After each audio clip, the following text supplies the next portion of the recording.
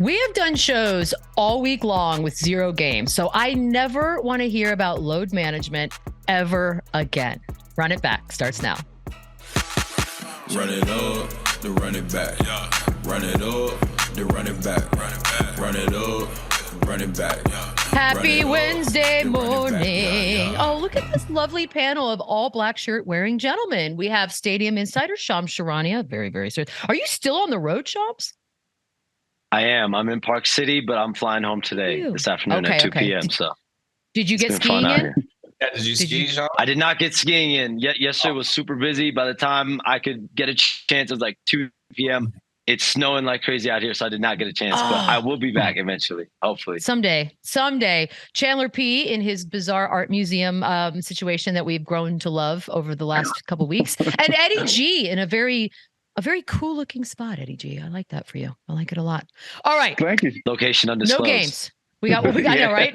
We have one more day until we get to see some more basketball. But that does not mean that the NBA is not still making news, because yesterday, I'm not going to call it a gift because this guy didn't get a gift. Nate McMillan fired as head coach of the Hawks, 29-30 right now. They're sitting at 8th in the East. I guess the timing is probably the question here, Shams. There were other times earlier this season specifically that this might have been more sensical. Like, why? Why now? Well, I think the reason this happened now is they had 2 really bad losses right before the All-Star break to Charlotte and to New York. One of those games, they gave up, I think, 144 points. And I think they looked at that as a bad sign going into the second half of the season. And we've been talking about Nate McMillan's future since December when he had that incident with Trae Young, where Trae Young no-showed to a game after his exchange with Nate McMillan at pregame shoot-around. In December, we've been discussing Nate McMillan's future and the fact that whether it was in season or in the offseason, he was not long for this job. He was going to be fired eventually. And that's when several weeks into December, I reported that he attempted to step down as head coach. He wanted to resign from his duties. And so that's where the writing was on the wall. He was going to be out after the season anyway. So I think the Hawks preempted it, get it out of the way now, especially after 2 really bad losses.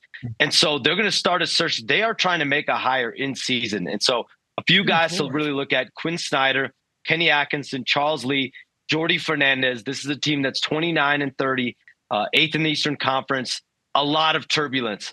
Travis Schlenk goes from president to now basically not in the organization. Nate McMillan goes from head coach, a guy that's on a 3 or 4 year extension, to now he's not a head coach anymore there. So they're shuffling. They've restacked the decks there, and we'll see which coach they try to bring in. But I would keep an eye on Quinn Snyder and Charles Lee. And if they're trying to go big game hunting, Quinn Snyder has the best resume and probably the best available candidate of anyone right now. I mean, look, Landry Fields, and a lot of these movements were made in December, right? Like a behind the scenes. They're not as sexy, so we probably didn't talk about him as much. But Landry Fields is their GM now. That happened in December when, as you mentioned, Travis Schlenk stepped down. So things have been happening behind the scenes. Right now, Joe Prunty, former Spurs video coordinator, is the interim coach. The timing is bizarre, Chandler. Obviously, they're saying that this is good for the team moving forward. But now we get to discuss whether or not it's good for the team moving forward. We're going to run the floor. And I ask you first, Chandler, was this a good decision? I mean, look, it seems like the writing was on the wall in a situation like this, like Shams just said, but the whole Trae Young incident, he was going to step down. He wanted to leave now. And I do think it's the right decision just because he's going to be gone anyways, right? Not that Nate McMillan deserved to be fired. Actually, everything I've heard, the guy's unbelievable and he's a great dude and he's actually a really good coach. I just think that the Hawks made the move for DeJounte Murray. They're very underachieving this season so far. They had high expectations and they're battling right now on the 8th seed and they have a lot of talent. So I think they strongly believe that they can make a splash here. They could hire a guy like Quinn Snyder, who's an unbelievable coach. And they still have the talent. When you look at their roster with Bogdanovich, DeAndre Hunter, John Collins has been on the trading block for about 6 years and aren't moving him. They have the talent. They have the pieces. They're just not playing well right now. And someone's got to be the fall guy. And this is exactly why I would never want to be a coach, because it is a tough, what have you done for me lately? It's not necessarily fair, but at the end of the day, they are underachieving and they're not winning as many games as they expected them to win. And that usually falls on the head coach, especially when you have a star player like Trae Young, who in the headlines has publicly got into it with them, doesn't go to shoot around or doesn't go to the game. That's all stuff that makes it seem as if Nate McMillan doesn't have a hold on his team, let alone a star player. And usually it's going to crack down on him. But I think they have enough talent on this roster to win some games, and just a change might be the best thing for them. Ooh, Eddie, what do you think? Yeah, it's very interesting, the timing, of course, but I don't know when else they could have done. I guess maybe Monday, but yeah. They didn't blow it up at the trade deadline. They clearly want to make a run this year. They're only a season and a half removed from a conference finals berth. And that was a conference finals berth that they felt they could win. Trae Young got hurt in that series, and they were right there. They felt like they could have made a finals run, and then who knows? So, they didn't trade John Collins. They didn't trade DeAndre Hunter. Well, they didn't trade Bogdanovich. All these guys that were rumored for months and months and months. And John Collins, everybody had him traded by now. So clearly they feel like they had the talent to make a run, and they need a new voice there. What I wonder is how much of this trickles back to Trae Young. They obviously bumped heads. They quite publicly acknowledged that they bumped heads. The CEO could deny Shams' report all he wants, but here we are a month and a half later, and Nate McMillan is no longer the coach of this team. So, when you got a guy who can average 30 points a game and give you 10 assists a night, and who's willing to go to the front office and say, hey, me or him, it's always a dangerous job for a coach. So, I don't know if Trae cares to break that stigma or what, but it's there. And it's an interesting time for this franchise because, yes, they didn't blow it up in February. They didn't blow it up the trade deadline. But what's to stop them from blowing it up this summer? What's to stop them from calling around and wondering what the price tag is for Trae Young for their new coach, their new GM, and a new regime out there in Atlanta as they want to build a new franchise? They're definitely a team to watch. I got Trae high atop my disgruntled stars list when you look at all those teams that are gathering 5, 6, 7 draft picks and wondering what they can turn it into. It might be a Trae Young. You might be able to turn that into Trae Young this summer. Yeah, and look, you never want to get that coach killer, reputation. And I can speak from the first time. The first one was not Trae Young's fault. I was there in Atlanta. Lloyd Pierce was not a good fit. He was not a cool dude. He was not a great dude. He wasn't a great coach, in my opinion. He was my least favorite coach I've ever played for, to be honest with you. All and right. So that wasn't Trae Young. Yes, they butted heads, but Lloyd did not know how to manage the young talent. He didn't know how to manage Trae Young kind of becoming the star player. He kind of went rogue there, and in my opinion, deserved to get fired. Nate McMillan is another story. I have heard nothing but great things about them. Obviously, I was in Atlanta, so I have my own personal experience. This is different. And again, Trae Young is a scoring, point guard that's young, and he's not the most mature leader on a team, right? And so I think the best thing for Trae Young is for them to bring in a star that kind of relieves him from being that guy, because I think his best asset is facilitating the ball. He's got a great vision. He's always going to be able to score points. He's always going to be able to shoot the ball from extremely deep. But I just think the more he grows and the more he matures as a player, I think he's better off as a 2 or 3 option than being the main guy, because this isn't good for him, because now this is the second coach and this is the GM, and now he's got, it's not a good look, whether it's his fault or not. And as much as things fall on the head coach, like I just said, a lot of it falls on the star player. And this is Trae Young's organization. They gave him the contract. They drafted him. They traded him for Luka Doncic on draft night. Like this, he's got the keys. And the car's not really going anywhere. So they had the great year where they advanced in the playoffs last year. They made the big trade this year, and now they're kind of underachieving and they're in panic mode. But I'm not giving up on them quite yet. I still think they have talent, and I do think Trae is a star, and he has the chance to kind of get over this hump of this reputation of being a coach killer, because the first one wasn't his fault. Yeah, I mean, I think with Trae Young, it's a tough situation because they were going to fire Nate McMillan regardless of whatever happened with Trae Young. And so the writing was on the wall. But for Trae Young to put himself in that situation where he was combative with the head coach and decided not to show up to the game. And I think that's where the organization, from what I'm told over the last 24 to 48 hours, they just came to the conclusion that the players had fully tuned out Nate McMillan. They did not feel like Nate McMillan had a pulse on this team anymore, that his time was over. And so it was really just ripping the Band-Aid off. And that's exactly what they did. I mean, good Lord, it was like a season and a half, 2 seasons ago. He was the savior. They were in the Garden. They were like America's sweetheart team. And he's talking smack to everybody. Like, it's crazy how quickly everything can turn. Obviously, now the search for a new coach goes on. As of right now, whether they trade him or not, Eddie, that has validity to it as far as what you were saying. But it's his team. So, Chandler, how much input do you give a Trae Young when you start looking at the names you're seeing on the screen right now for potential new coaches? I think you bounce some ideas off him, and Landry Fields was a player. He understands that you need to make a guy like Trae Young. You need to make a guy like DeJounte Murray. They're star guys that are a part of their future. They need to make them happy. They need to make them comfortable with this decision because they have to vibe. They have to get along. And if Trae's not going to get traded and he's going to be there, he's the main part of the success of their future with this new coach. So I definitely think that they're going to go to him and ask him and have an opinion. Is it going to be the final say? I don't think Trae has that kind of juice. And I think everything that's led up to this moment, it has kind of lessened for Trae Young to where he'll still have a voice and he'll have an opinion. But I don't think it's going to be like a Luka Doncic juice anymore that he would have or someone like that because of the history. Because of the two coaches, because of Travis stepping down, a lot of the media scrutiny has fallen on Trae. And so I definitely think they'll make him as comfortable as possible, but they're not just hiring who Trae Young wants at this point. I don't think so. So I have a proposition for Eddie, but before that's a tease because I want you to get really excited mentally inside. Before that though, I have a quick question because it seems that across the board, and we saw the George Karl tweet earlier that it's a me league versus a we league, right? It's Doncic it's Jokic versus Trae, that kind of mentality.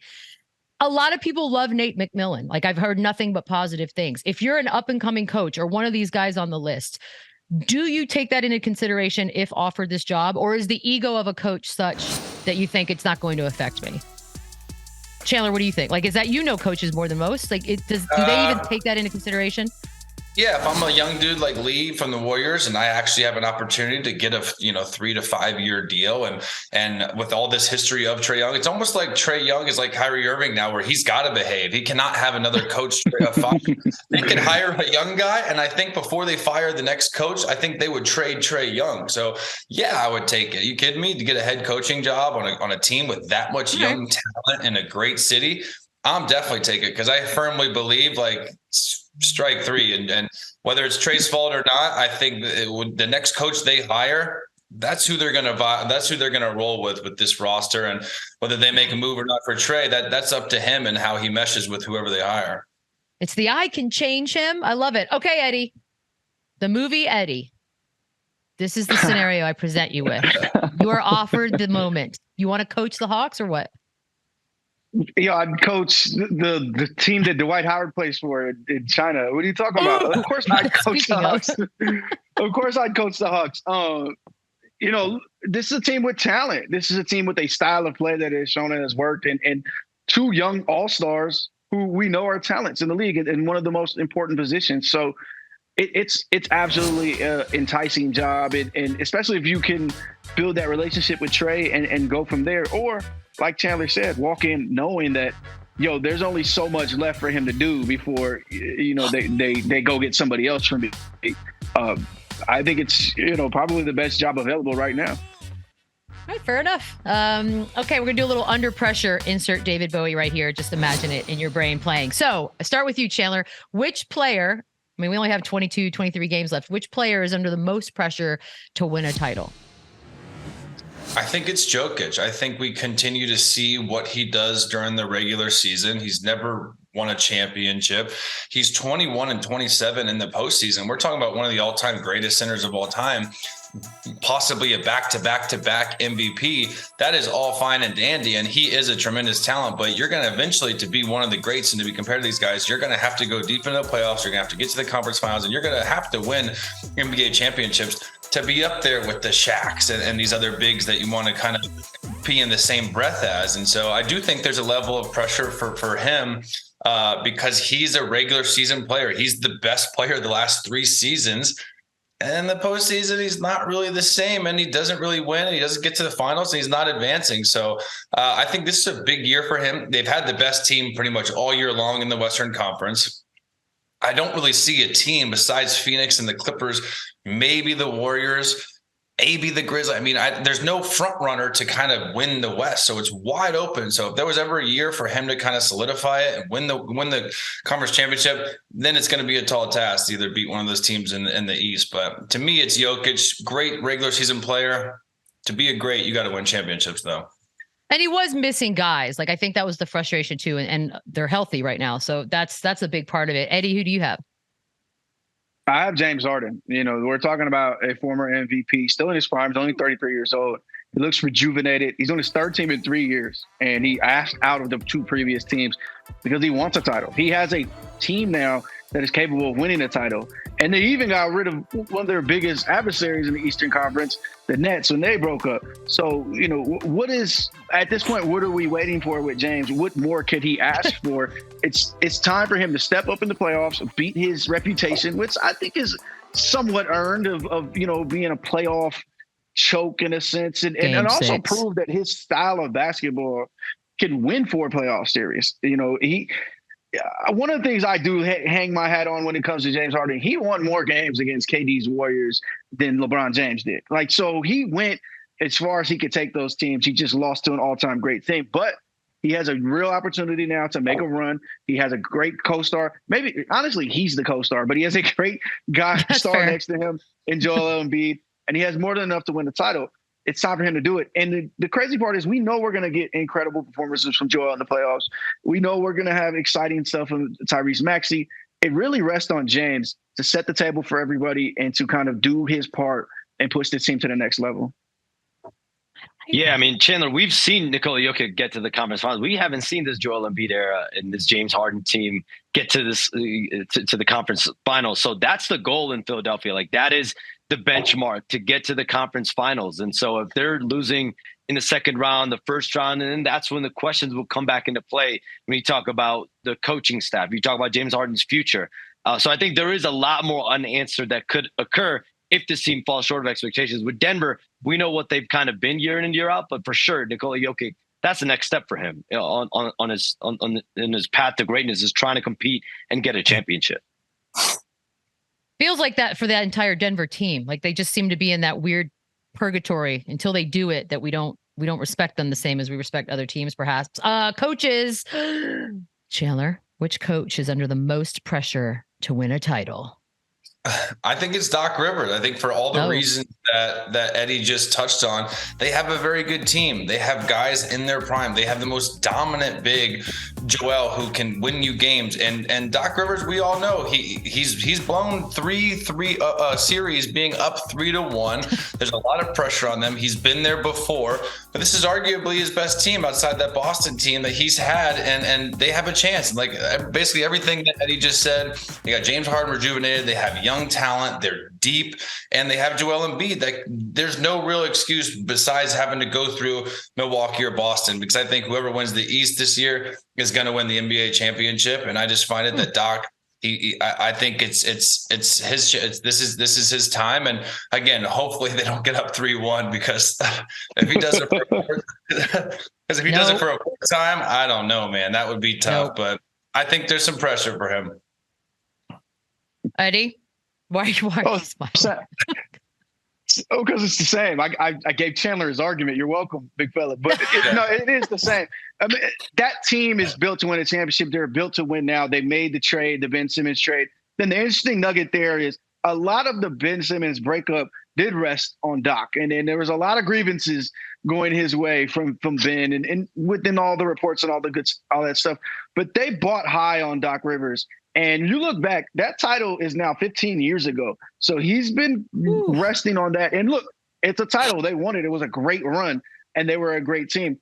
But yeah, like, at some point, we do weigh the title and the playoff failures, and it's been 15 years. So yeah, I think a lot of pressure on Doc. We were doing shows when we started running back in October saying, yo, is Doc Rivers going to get fired in a couple of weeks? And he's turned that around. But that pressure still exists. They can still replace him. They got aggressive ownership. They got an aggressive front office, and they want to win. They know exactly what they have with Joel Embiid.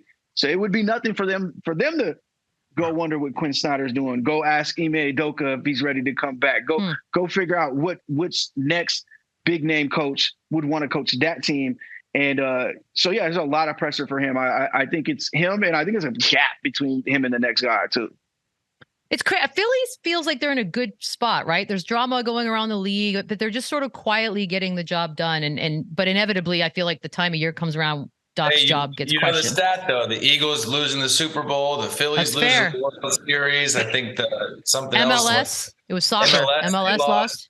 Yeah. Man, this could be the year for Philly to break that whole curse. or just complete it in its entirety. The same thing everyone else is doing. Yeah, either way. All right. Well, we'll stick with teams now. I don't know if you guys are picking Philly, but Chandler, which team is under the most pressure to win? I think this one's pretty obvious. I think it's the Phoenix Suns. I think the move they just made, they basically said, we're winning now. We don't really care about our future. We're gonna get Kevin Durant, who we think's the best player, and Chris Paul is older, and Devin Booker and Kevin Durant. We now have the best duo in the NBA, surrounded by a big DeAndre Ayton that's playing well, that knows how to play with stars. And they just unloaded all their picks, 4 first-round picks. You know, they're young stars, and Mikal and Cam. This is it for them. And when you bring on someone like Kevin Durant, his stature and his age, there's a time limit, and it's right now. And they have the pieces, they have the talent. Chris Paul is obviously a year older, is not himself, but he's still a valuable player. And I think he'll be really good with D-Book and with KD. And so I think they have the talent, like I just said too.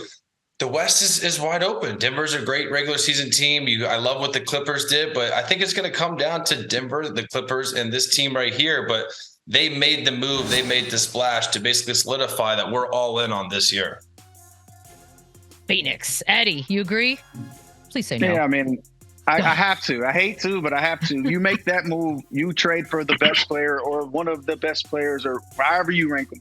But you trade for KD in the middle of the season. You're saying, yo, this is title or bust. Your owner is doing interviews. Your new owner, Matt Ishbia, is doing the same thing. I want to win this year. I want to win next year. I want to win every year. I don't want to do rebuilds. I don't want to do none of that. This is just winning.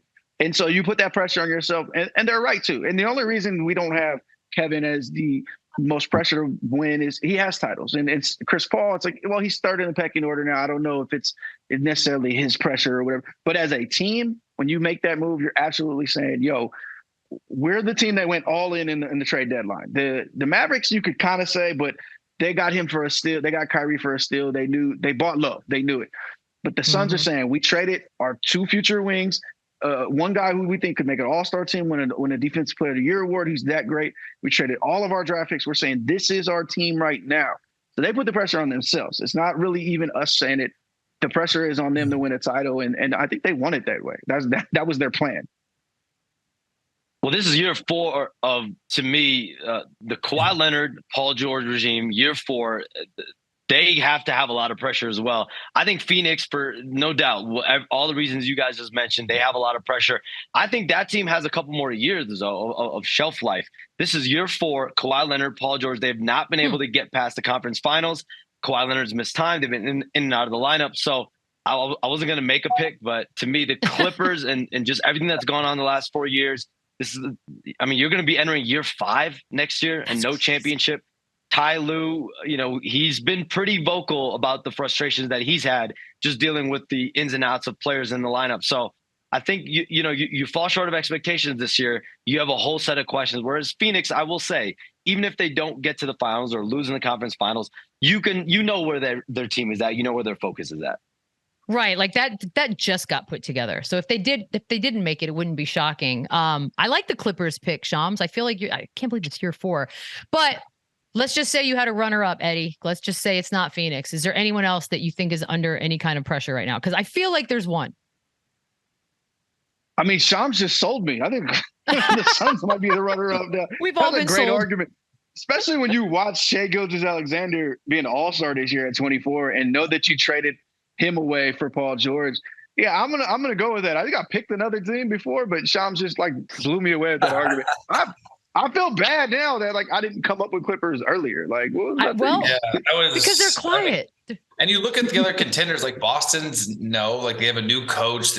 Missoula, Milwaukee, Chris Middleton's been out all year. There's no real pressure outside of those two. And now I'm all on the Shams. Clippers have pressure. Year 4 going to year 5. And also it's not like they're young. They're not getting any younger over there. And they're even just as banged up as KD and Book and all them. So that's a good one, Shams. You weren't supposed to pick. No, you weren't. It was the best pick. And they've been tripled down. I'm I got to get this off now. The Clippers is good. All right, Clippers wins. All right, finally. Chandler, which team is under the most pressure to tank their faces off for Wembanyama?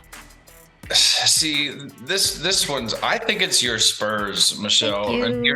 And here's why. Because when you look at a team like, OKC, who's not even really tanking anymore, or Houston, Orlando, these teams have pieces. They have assets. They have a lot of young talent.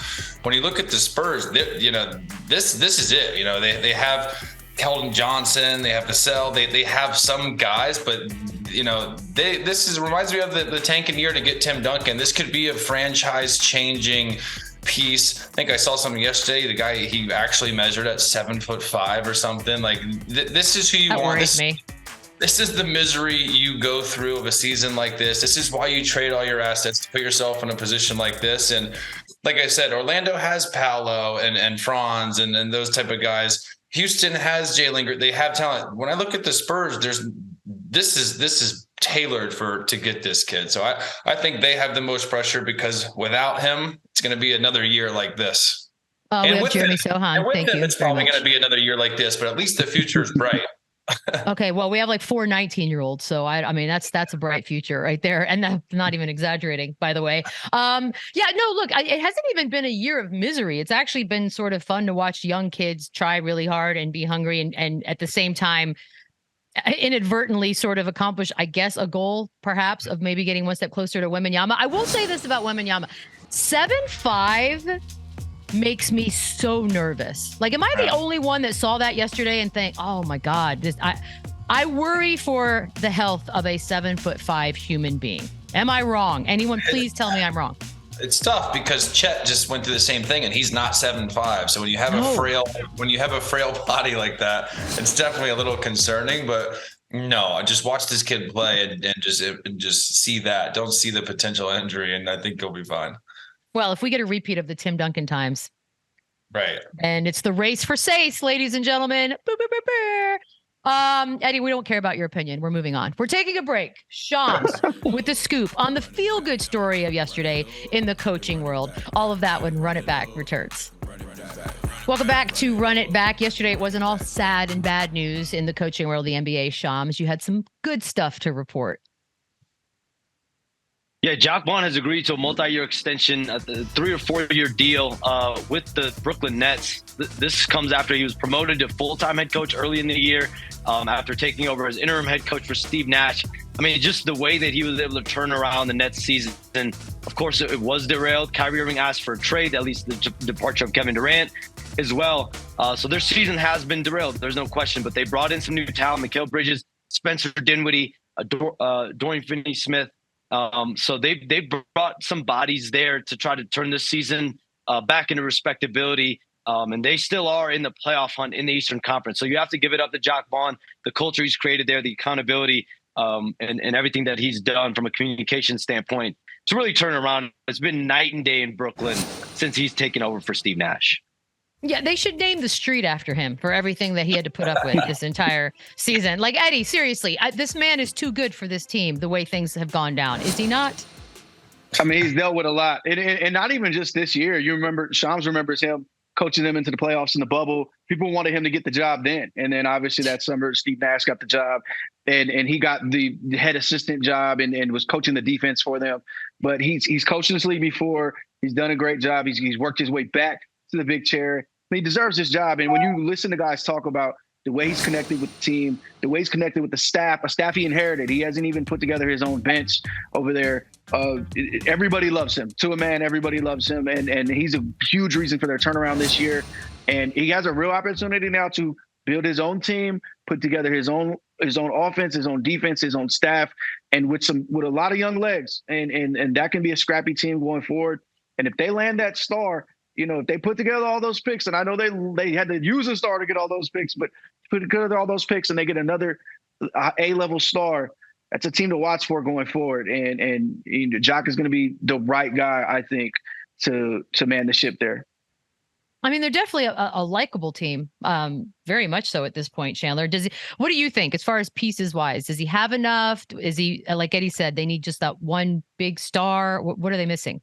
Well, I don't think they have enough right now, but they're in a unique situation where they do have a bunch of talent and they did get a lot back and they got rid of pretty much all their issues and all their drama. So for a head coach to get this job, this is a dream because this is now Jacque Vaughn's team moving forward. He has his pieces. He has Bridges, Dinwiddie, Claxton, Cam Johnson. He has all these guys, and they do have all these picks now where they can put that together, like Eddie just said, and go after and get, a top 10, top 15 player to pair with all these pieces. So Jacque Vaughn deserves it. The way he handled everything there, from replacing Nash to all the drama and all the hoopla that's come with it, I can't imagine him doing a better job. He basically had them on a roll before Kyrie asked for the trade.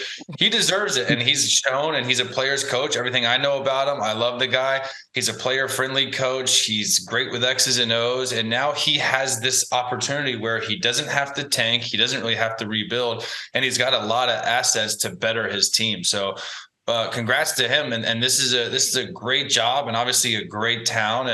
And I think he's got some special things going on here. And I'm glad that he can now finally be comfortable and has longevity and can build out his staff and kind of start next season, make a run this year. It's going to be a tall task. Obviously Milwaukee and Boston and Philly, even Cleveland, I think are better teams than them this year, but have a great summer. And this team will be a team to watch for next year. And you never know what could happen. Look, there's a long list of dudes that are sort of floating out there right now, looking for spots to get on rosters before postseason. Shams, more movement yesterday from Orlando. Yeah, so the Orlando Magic waived RJ Hampton. This is the guy that was a first-round pick a few years ago, got traded to Orlando in the Aaron Gordon trade with Denver.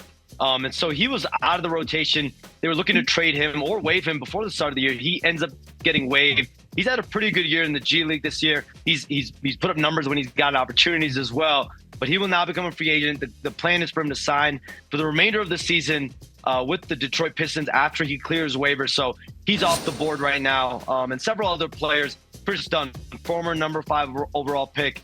He's signing with the Utah Jazz on a 10-day contract. Frank Jackson, he's signing with the Jazz on a 10-day contract. So you're going to start to see some guys here sign 10 days. We have, about a dozen teams plus with open roster spots, especially leading up after the trade deadline into March 1. March 1 is the buyout date deadline. So all players have to be waived by March 1 to be playoff eligible for another team. Oh, there's some names on there I'm waiting to hear about. All right, Shams, this is your Friday for us anyways. Enjoy the rest of it. Safe travels back home, and we will see you on Monday.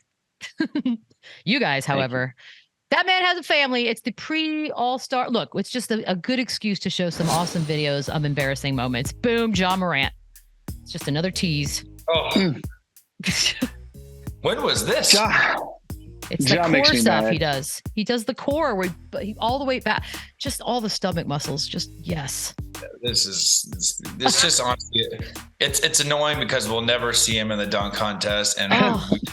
But you know what? He's such a good in-game dunker doing things like this. I'm happy with just seeing him do things like this. I don't need him in the dunk contest anymore.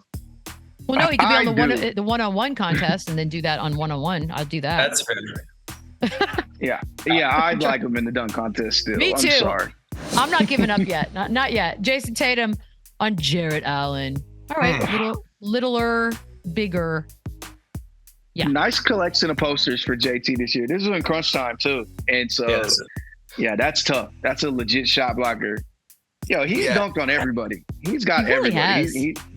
Giannis, LeBron, he's I love Jason Tatum's game.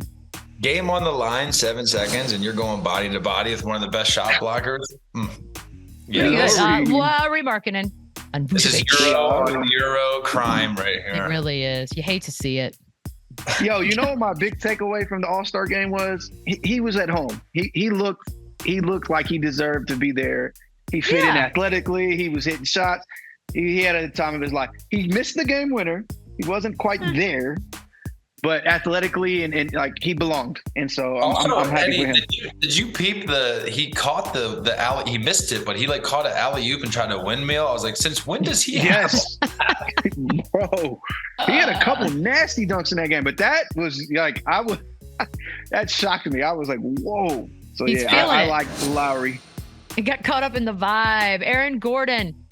This is from Christmas. Just a happy Christmas moment. Those words just make sense. Aaron Gordon on Landry. If I cover my eyes, I could guess how this one turned out. Right? There was never a doubt on how this would end up. I don't think. Not to be rude. But Yo, the agility to not land on Landry right here is almost as impressive as the dunk. He kept his feet out the way. Like that's pretty insane. That was very courteous of him not to just drop his nuts on his head after. that's like fourth date. I don't know what the kids are doing these days. It's probably first date for all I know. Who the heck knows? Oh, that's assault, brother. No idea.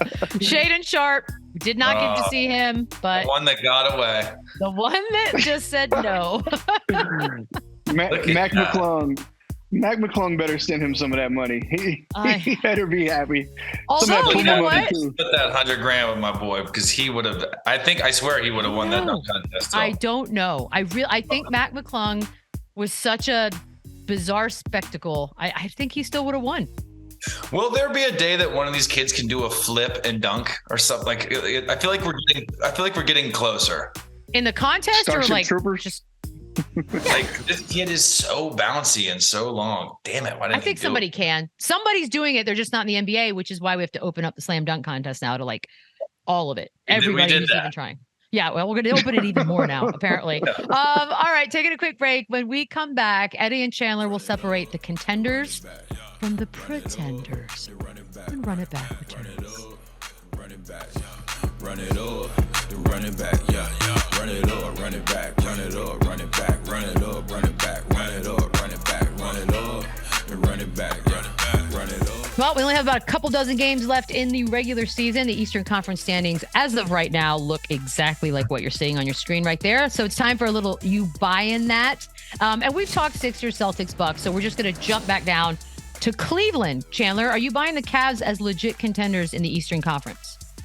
No, but I think they're the next closest thing. I do think they are young. They're exciting. They have those two guards that can go off, any game with Garland and Donovan Mitchell. They're missing some on the wing, but they do have. I love Jared Allen. I love Evan Mobley. They have the pieces. I just don't think they have the experience. But they're fun, and they're a team that I think could maybe take a run at one of those three power teams, but. Contenders tough, but I'm a big JB Bickerstaff fan. Everything he's done there, I just don't think they have enough to compete to those top three. All right, not yet, Eddie. Yeah, I mean, I think Chandler's right in there. The standings show exactly where they are. They're just off that tier, those top three teams. But they have the best defensive rating in the league, and they have an isolation score who's proven it both in the bubble and in the actual playoffs where they have fans and they have arenas and travel. And Donovan Mitchell, they're dangerous, and those top three teams should be incredibly worried about them. That too big front with Evan Mobley and Jared Allen, that's going to cause issues for all three of the contenders above them. So I wouldn't want to play them. I wouldn't want to play them. And if you're the Celtics and you get them in round two, it gets a little scary. It just takes a couple great performances for those guys to be up in a series, and then who knows. So I'm with Chandler that they're just out of it, but just barely. Just barely. And plus, you never know what could happen. This is crazy. I kind of love that I'm about to ask about this team, given the last many, many, many years. But Chandler, what about the Knicks? No, I don't see it. Again, I think the Cavs are the closest thing to it. And I love Jalen Brunson. He's honestly probably one of my favorite point guards in the league. And I think he's probably the best offseason addition. The way he's played, I think he got robbed being an all-star. I just don't think they have enough. I'm not sold on Julius Randle. I'm not sold on RJ Barrett. And just Thibodeau's system is weird. I don't know who he's going to play one day, who he's not going to play. I don't think they have enough offensively. I don't think they have enough shooting. I can't help but think Donovan Mitchell should be on the Knicks instead of the Cavs. But no, I love the Jalen Brunson move. I think he is their best player. But I think they're a star or two away from actually being a contender. I know Eddie can't wait for this one. The Knicks, Eddie. They're not. And the reason that concerns me about them, even winning a series, is the playoff performances of Julius Randle and Jalen Brunson in the past. They've both had massive drop-offs from their regular season numbers into the postseason and just struggled in general. And then there's some people who wonder is that the reason Jalen Brunson isn't a Maverick right now? Why they wouldn't offer him the $55 million contract that would have been a bargain were the Mavericks just evaluating him as a playoff player. I worry about them and them the tough shots those two have to get and have to make in playoff basketball. So yeah, they're a good tier or two behind. And look, they've had a great season. They have a lot to look forward to. They have all their draft picks going forward. They're in a good spot. They're just not a contender right now. Mm-hmm. But it's kind of crazy that we're talking about them in that regard. Okay, Miami made a couple moves. They added Kevin Love, Chandler. Where are they in the contender world for you? This one's interesting to me. Now, this is a team that I'm scared of. I like them more than the Nets. I like them more than the Knicks. And I think their experience and the players they have, I think they'd even give Cleveland, a run for their money. I love the experience they have. I love Jimmy. I love Bam. They just added Kevin Love, so they have a lot of shooting. We know about Strus and Hero can really score the ball. And this is with Kyle Lowry not having that great of a year. The Heat are scary. They've been there before. They're tough. They play defense. They move the ball. They have one of the best coaches. This is a team that I don't want to see. Are they a contender? No, because we're talking about these teams because we're talking about basically 4th through 8th. But This team here is scary just because their experience and their toughness, and they have many ways to hurt you. I'm going to call them a contender. I mean, they've been dealing with health issues all season, and the Miami Heat just generally deal with health issues all season. But they were a shot away from the finals last year, and they've pretty much improved since then. And they have all their flaws that they've had, but adding Kevin Love is a nice improvement. Bam Adebayo has made such a leap that he's almost a completely different player. I was talking to people around the Heat this summer. It's like he needs to be more aggressive offensively, and he has, and it's transformed that team. You do not want to play this team in a series. This is a team that's been battle tested. This is one of the best coaches in the league. They have a clear alpha late in games in Jimmy Butler. They have a ton of shooters around Jimmy to make that work, and they defend. I'm terrified of this team if I'm the Bucks, the Celtics, or the Sixers. So, yeah, I think they're a contender. No. It's exciting. God, all the years where we already knew who was coming out of both conferences. We have actual contenders that are not just one or two teams. I love this. If you told me the Heat win the East, I'd be a little shocked, but not really. They're but not really crazy, right? Yeah. I love this so much. I love this season for that very reason. All right, quick break here. We've done the East. When we come back, we'll attack the Western Conference and we'll put Chandler on the spot. Is Dallas actually a contender? When Run It Back returns. Yikes. Run it up, run it back. We've learned a lot about the Eastern Conference. Now the West, Denver has been sort of chilling in that spot, but everything below moving around with potential to move around even more. Time to talk. Well, let's just attack Memphis first, right? Right now, sitting in the 2 spot, Chandler, are you buying them as contenders? Yeah, I am, just because they're so explosive. John Morant is unbelievable. They've been kind of guys banged up all year long, but I like what they've done here. They've kind of created this identity where they're tough. They're going to talk a lot of trash. They're fearless. And I think with them, again, we say this a lot, ignorance is bliss with them. They actually think they're the best team. They think they can play with anybody. They try to bully the bullies. And this is kind of their culture that they're going for now. And then when you look at their team, I love Desmond Bane. He can really shoot the ball. Jaren Jackson, first-time All-Star, probably going to be Defensive Player of the Year. They lock in. They got guys like Dylan Brooks that can score and defend. They can hurt you in a lot of different ways. And as good as the West is, we talked about this earlier, there's no clear-cut contender. And so, yeah, I think the Grizzlies have a good chance as long as they're healthy, and they stay locked in and they don't have any suspensions because they're trying to fight people or talking trash. I think they could be right there at the end of the day. That's crazy, Eddie. Yeah, it's it's a funny question that to ask this of the 2 seed, but they're definitely a contender. They played the Warriors better than everybody last season, and they were right there with them, and that ended up being the champ. So they're right there. They've improved.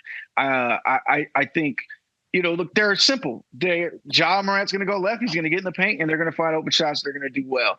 They're going to play big. They're going to play small with Jaren Jackson, and they defend. And Chandler mentioned it. He mentioned it perfectly. They have 2-way guys, and that's how you win playoffs.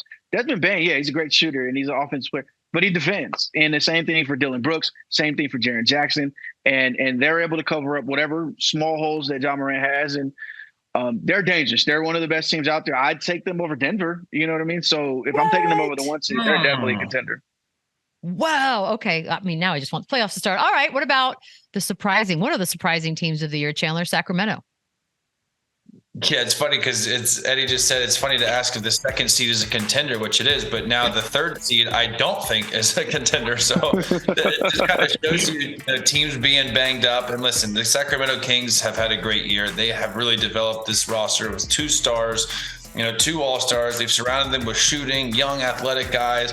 The energy is back in Sacramento. The story here is that they're getting into the playoffs and they're breaking this longest streak. But when you look at the standings here, Sacramento, let's say they finish, 3 or 4. I don't think they're beating the Clippers, the Suns, the Mavs, the Warriors if they happen to line up against one of those teams. I think they hope to God they get the Pelicans or the Timberwolves, something like that, and then we have a series. But when you look at these other teams, I just don't think the Kings have enough against 80% of those teams I'm looking at. Okay, so the 2 is a contender. We've already discussed the Clippers and the Suns as being potential contenders. So we'll skip down to Dallas now. Are we buying Dallas as a contender? Eddie, you go first, because I know what Chandler's going to say. I already know what Chandler's going to say. I actually have the same concerns with them as I have with the Kings. They have a great offense, but we know they're not going to defend. We just know for a fact they're not going to defend. We watched that game against the Timberwolves, and they went into overtime, and they're playing the games of their lives, and they have to be with the Timberwolves 1 point within the Timberwolves, and then they lost. So I just don't think they can play playoff worthy defense. Same thing for the Kings, who have had the number 1 offense for pretty much the entire season. We just know that they're not going to play playoff defense. But it's funny that those teams are all jumbled up, because the Kings could just as easily fall into the play-in, but so could the Mavericks. And we only have 25 games left. And you would not be shocked if the Mavericks lost a play-in game to the Pelicans, to the healthy Pelicans. So this might be a 1 game and out team. And then that's going to be a really long summer to reflect on with the moves they made and having to decide what they're going to do with Kyrie Irving going forward. Dun, dun, dun. Okay, Chandler, take it away. Yeah, are they a sure cut contender? Like, no. What are we talking about here? But I don't want to play them. And again, when you look at Luka Doncic and Kyrie Irving, we're talking about quite possibly the greatest backcourt of all time if this pans out. Settle down. I mean, listen, these guys are elite on the offensive end. Eddie's right. They have holes, and they have a lot of holes, especially on the defensive end. I don't love their bigs, but they have so much shooting. They have so many ways that they can play switching defense where they can go small. Maxi Kleber coming back is going to help them a lot. But again, I don't think they're one of the top 3 or 4 teams, but let Kyrie Irving and Luka Doncic kind of get that chemistry and hit their stride at the right time. Not many people are guarding them. So they're going to score points. They're going to score 120, 130 points. The problem is they're probably going to give that up too. So I think moving forward after the break, as long as they lock in defensively and, find a way to commit to that, they have a chance. But if not, no, these other teams are too deep and too good defensively and offensively. Why, you don't like that? Do you know what I love? This is what I love the most about that little video that shows them having all the banter and like the Love Island affair that's going on, is that when this is a disaster, and it inevitably will be, that's going to be the video that they keep showing over and over again on all the highlight shows. And it's going to be like a stamp, like, what went wrong? Yeah, that's what I'm waiting for. Right? Because there's just no way. I mean, unless I'm wrong for the first time in my entire life, there's no way this happens. It can't work. They're a team with a lot of pressure too. They made a big move with a big trade. Huge. Better work. Yeah, it's one of the biggest news. All right, this is our Friday, which means we're just going to go rage for the rest of the week until Monday. And remember, we're not an hour later, so enjoy.